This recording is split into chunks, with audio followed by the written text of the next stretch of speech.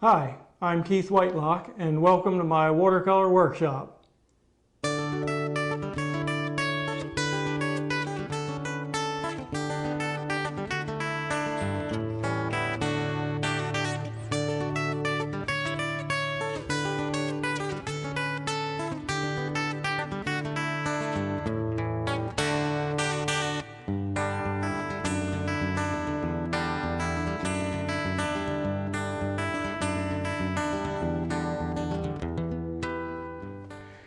This time I'm going to show you a technique that scares people about watercolor. That's saving the whites. We don't have any white paint to work with, just the nice white reflective paper. So I'm going to paint all around the areas that I want nice and bright and white, and I'll come back later and add textures and shadows, and I think you'll find that works out quite well. Okay, I have a drawing of a skipjack undersail, and everybody knows I like my skipjacks. And the first thing we're going to do is paint just plain clear water all around the sails. And sometimes it's a little hard to keep track of what you've done because we just don't have color. But the paper gets nice and shiny.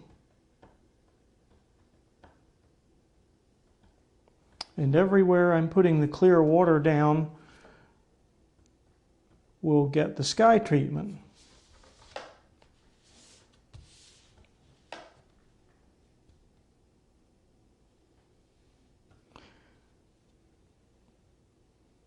If you're doing a whole bunch of boats, this gets to be a real problem, and we might have to resort to masking fluid,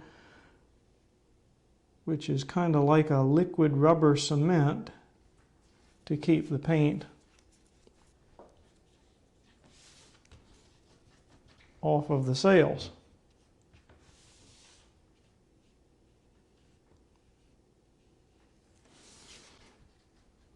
And sometimes we have to go over the areas twice. It is a little tricky, but it'll come to life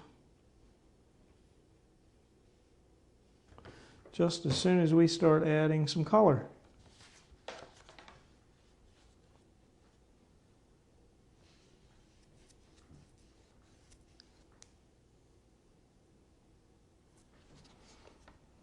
Okay, that looks pretty good.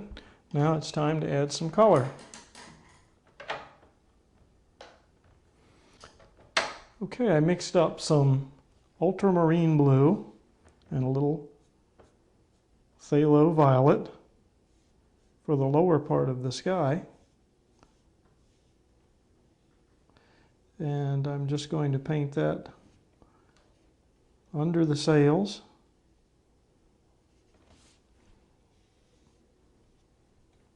And right around the lower part of the boat.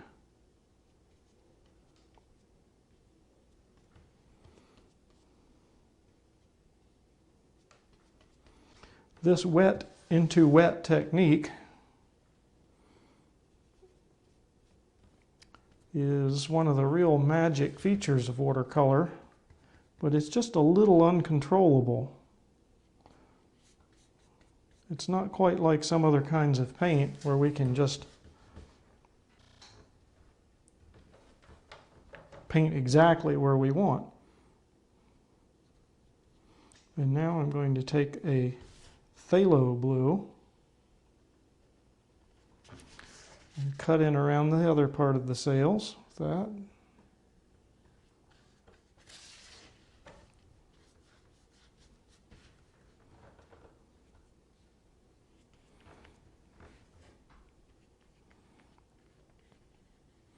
And I'll leave a little bit of a white cloud there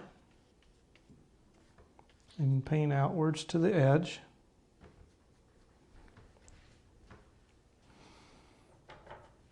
And I'll indicate just a little bit of the bottoms of the clouds. And remember, we don't have to go back into the palette and load the brush every single time. We can just use what's left in there. And paper is nice and wet, a lot of color on here, and we don't want to work it around too much. I just want to make sure the coverage is good. And then sometimes we can actually do a trick where we lean the painting down and let all the watercolor creep downwards and blend just through gravity. And what that will do is put a good bead of water right along the bottom edge. And you do have to watch out for that, because when we tilt the painting back, that extra paint can run back in. So sometimes something as simple as touching that to a paper towel and soak that away is good. And I think that looks pretty good. I can let that go.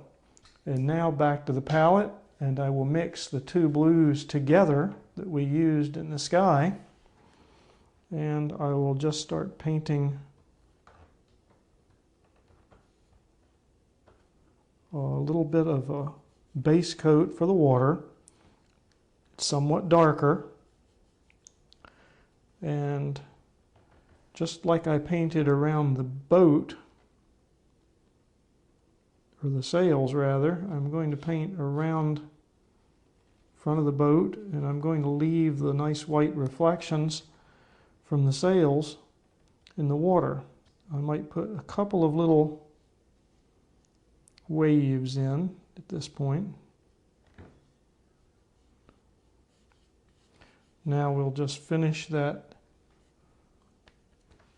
out to the bottom of the paper. And there we've got what appears to be a white boat with white sails with white reflections painted on a white piece of paper, but we just painted around and saved the whites. Now we can take a break and let the paper dry, because I'm all finished with my wet into wet work for now. Okay, after a little bit of a break, the sky has dried down nice and hard now. The paper is back to where it belongs to be. So right at that point, I'm going to jump in and start wetting things down again. Now, to make these sails look alive, I've got 3 shadows to work from. A backside shadow on each sail, and then a cast shadow from the jib on the main. And we'll do part of those with the wet into wet technique.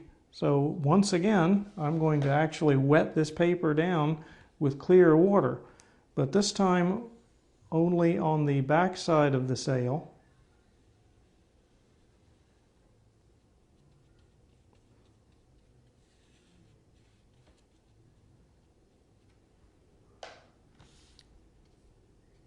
Forward just a little bit beyond halfway.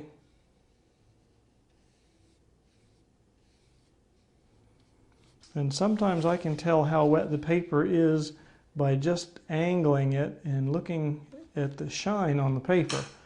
And I've got 2 round brushes, doesn't really matter which one I use.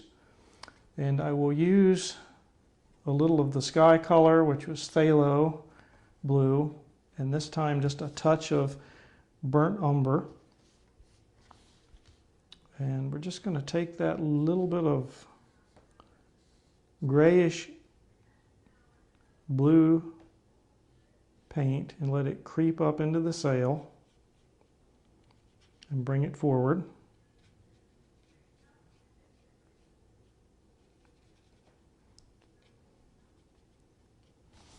And that will shade that side of the sail. And if we have a place up here that I don't quite like the creep, I will just touch it with a little more clear water and paint right back down into it.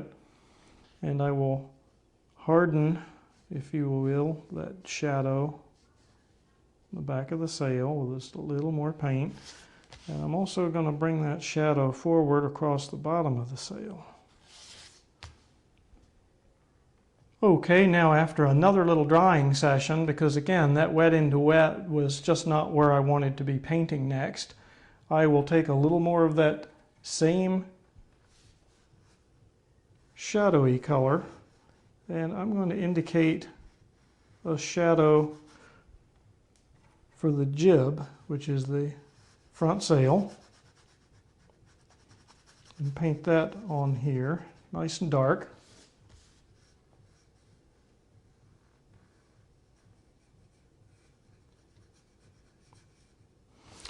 And while I have that shadow paint, going, I'm going to start actually painting in, well, we'll paint in a few of these sail wrinkles.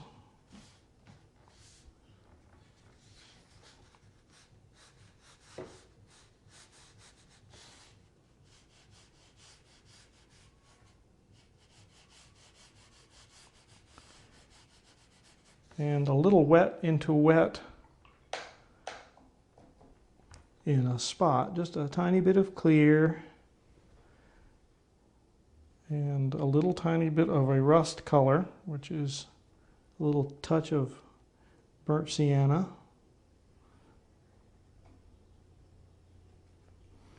It will indicate where the sail has perhaps gotten a little dirty, a couple of rust stains for being on the boom. And the sail is made up of lots of little separate strips of cloth. So without getting into too much detail, I'm going to just take and indicate a bunch of those.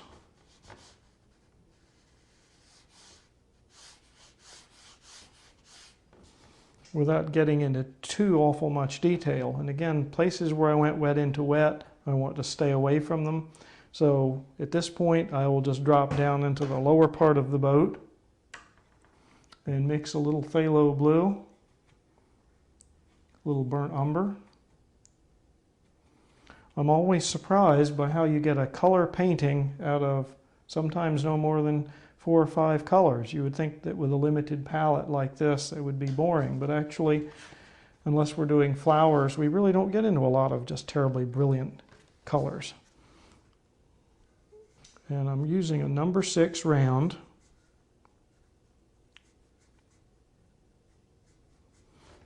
And we'll just start to paint in some of the little details that we would see on this working boat.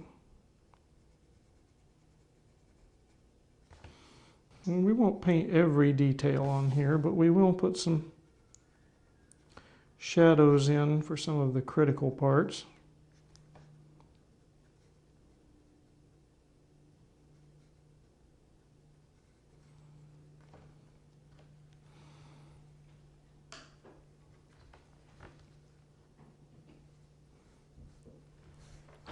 It's nice to keep that paper towel handy while you paint, because you can always take excess paint off of your brush.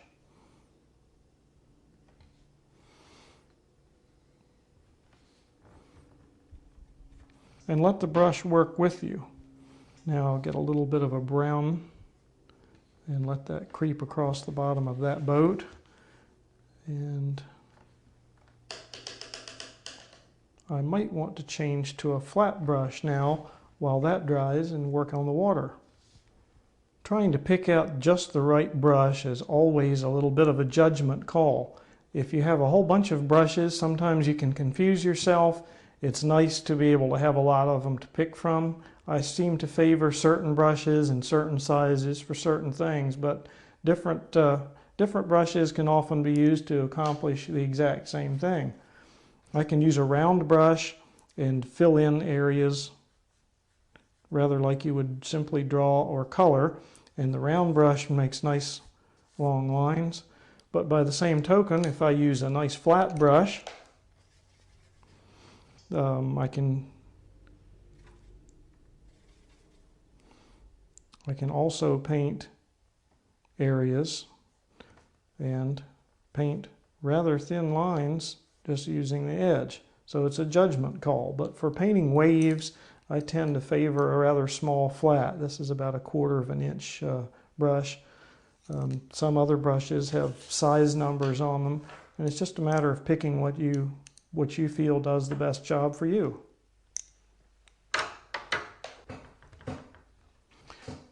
Okay, I've mixed up a little more phthalo and a little more brown, and this tends to be a slightly greenish color that I will use to establish some darks in the water. I don't often finish an entire part of a painting. I kind of bring it together the way you would think of focusing a photograph or focusing an image in your camera. It's a little detail here, a little detail there, and slowly bringing the dark elements in. And I use a little bit of a chop, or what I call a chop brush stroke for water. And some variation of that, either a nice short high wave or a very long wave like this, wave form, works very effectively for water. And I try to mix it up throughout the painting to keep it uniform. If I mix up a new batch of paint and it's a slightly different color, that keeps the painting from looking greenish on one side to brown or vice versa. It just ties it all together. And as the brush runs out of paint, it will paint lighter and lighter and lighter, and I will use a lighter and lighter touch. And of course, keeping perspective in mind, the little wave forms will get tinier and tinier as we recede into the apparent distance.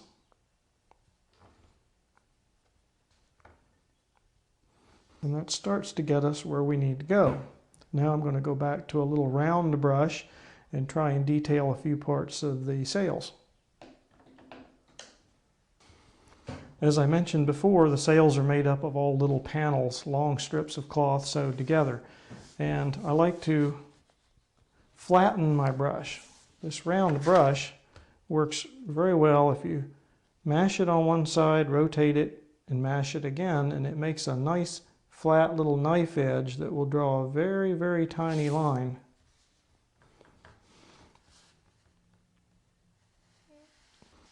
And we'll just indicate some of those.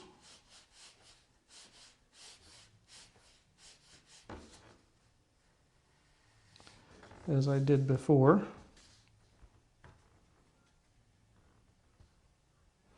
And then I'm going to add some other little tiny details.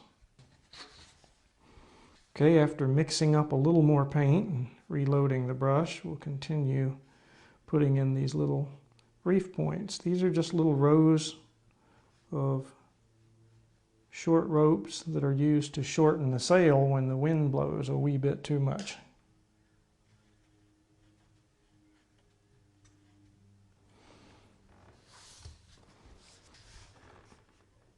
The mast of the boat will show up right here. So now we're going to go with a little darker brown to show that part of the mast that we can see. And there's a little spar under the jib, and we'll just paint more brown for the boom. And on the shadowy side of that mast, we'll just make that a little darker. So we actually have a tiny bit of wet into wet at work right there. Now a little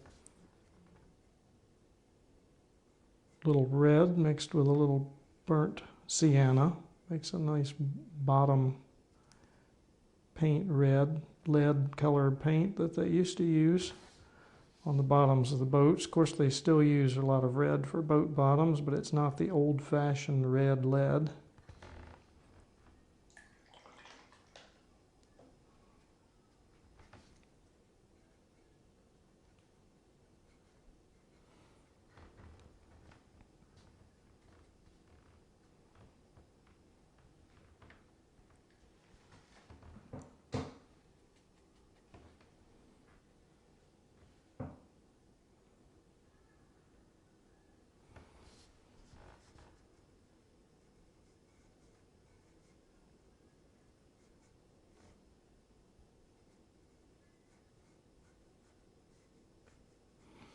Now I'm indicating a lot of detail here rather than painting every precise part of the boat. this gets back to the concept of, suppose I happen to be on the waterfront and I saw something like this boat coming in. I wanted a quick painting of this, color study. I wouldn't have time to paint every single little detail because I do spend a considerable amount of time on what I call a studio painting. But these quick studies are very effective, and I will go to a smaller brush.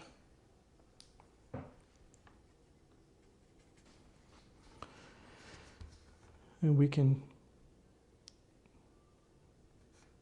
paint a couple of watermen.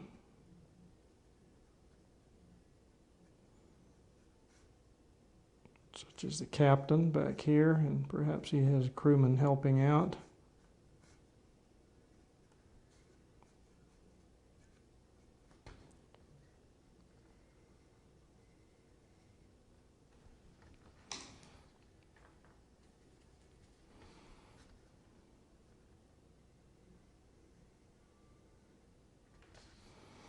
And now the boat is actually starting to come alive a little bit. And now is when you make all the little changes, like the bottom color I thought was too bright back in the shadow, so I'll darken that. And now I'll paint some lines and rigging on the boat. And I'm going to use the same brush I just used for the crew. It's a round brush. And some of the lines I actually will paint in using a ruler. I know that the shrouds, I want to make them nice and tight, and they're going to touch the mast about here. And I'll lay the ruler on its side, keeping my finger under it, locking it down with my thumb. And like I showed you, flattening the round brush, I'll check and make sure I'm going to begin and end approximately where I want to. And using just the tip end of that brush will indicate these nice tight shrouds. And don't be afraid when you are working to spin the paper around and get an angle that works well for you and the brush.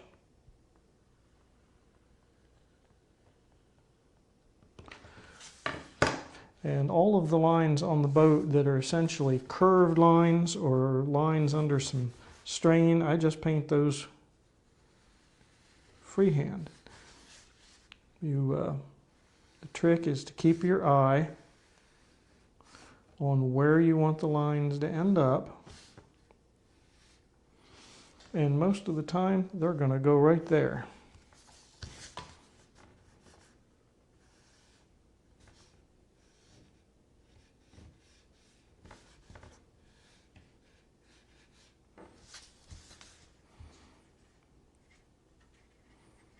And finally, we'll just put a couple of little indicators on here for some of the more detailed parts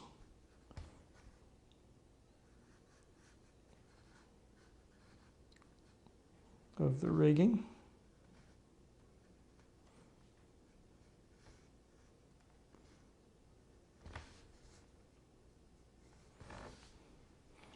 And I'm going to put just a couple of little rough stains on the paint, and then I can work on the water.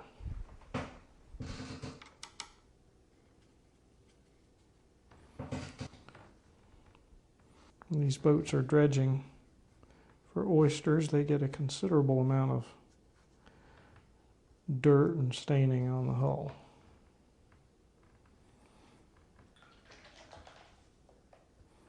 Okay, now we need a horizon line. To keep the horizon line from looking too crooked, I'm going to fall back on the ruler trick. I don't really want it to look like a ruler line, so I might just put the barest essentials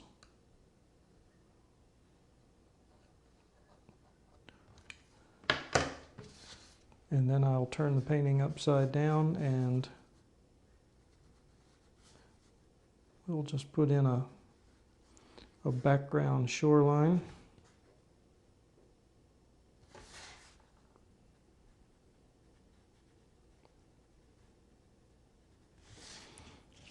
Like so.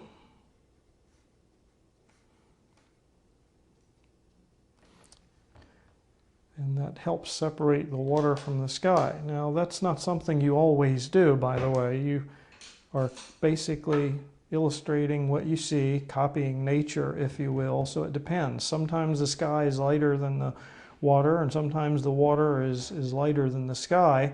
It all depends on the angle of the sun and the atmospheric conditions of that day, and basically we're trying to capture that and interpret what we see.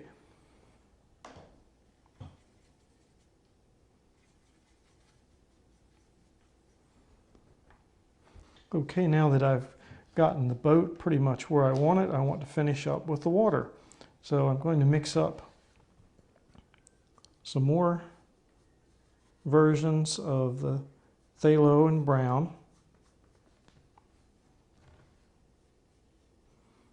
And we're going to add these little wave forms in and make the ones in the foreground a little more prominent.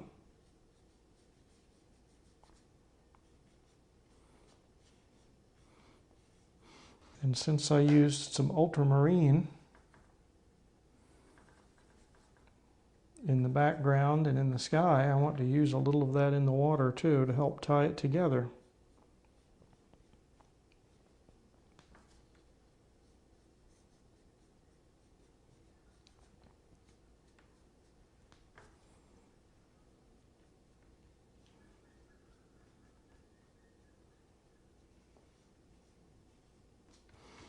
And we don't want to forget that the boat casts a shadow on the water, just as a tree casts a shadow on your lawn. And that shadow tends to be cool. So I've got a little bit darker blue here.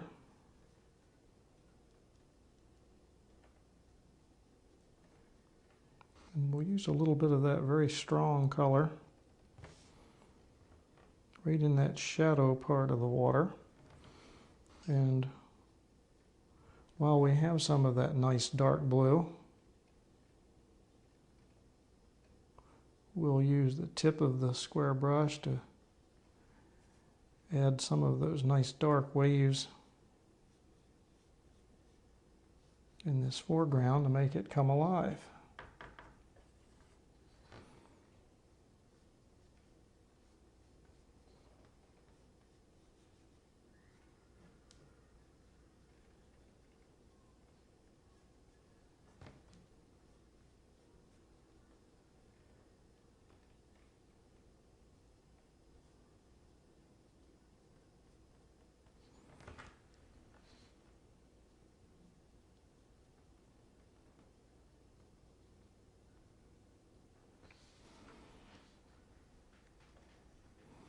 Okay, now it's just about finished.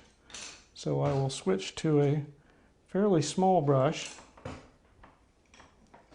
Okay, this is a, let's see, this is a number 2 round. And there are just a few last minute little tiny rigging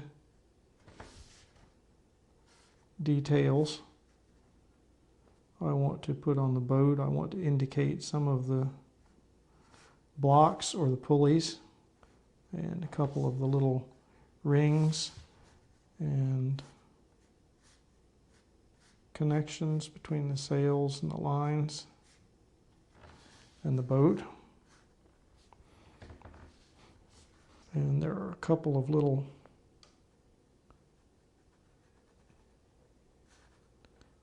chains that need to go in.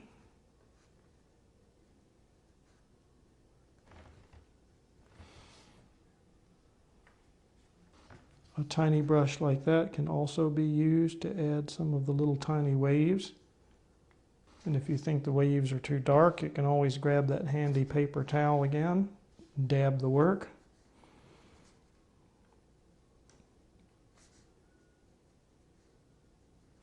You should always, with watercolor, you should always keep a paper towel handy. It's good in case some little brush stroke appears too dark or you have some minor spill.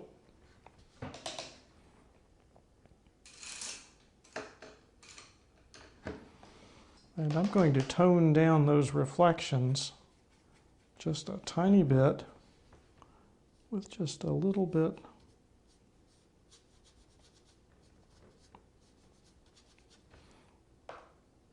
of the yellow ochre.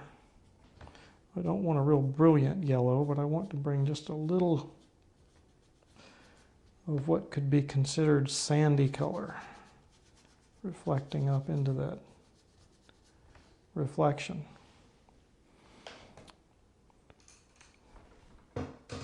And we could always use a little seagull or two. We don't want to overdo it, but just a couple of small birds in the right place.